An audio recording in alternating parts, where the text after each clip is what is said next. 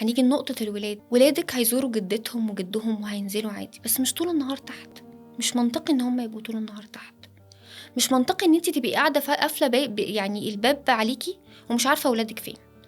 عند عمهم عند خالهم نزلوا تحت، بس وبعدين مفيش حاجة اسمها عم وخاله وولادي معرفش عنهم حاجة. بغض النظر عن اللي هقوله دلوقتي ان هو حاجة صعبة جدا، بس اكتر حالات التحرش ما بتحصلش غير من الأراضي، ودي صدمة بالنسبة لناس كتير.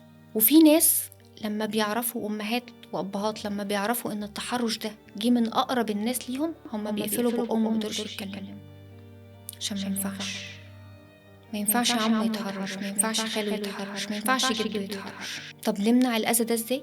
ابنك أو بنتك ممكن أقرب الناس ليهم يتحرشوا بيهم وانت ما تعرفيش عنهم حاجة، يبقى عندهم صدمة نفسية بيطلعوا بيها عشان انت بس فاتحة بيتك ومش دريانة ايه اللي ممكن يحصل وايه المشاكل اللي ممكن تحصل لك انت وولادك وانت مش حاسة بيها.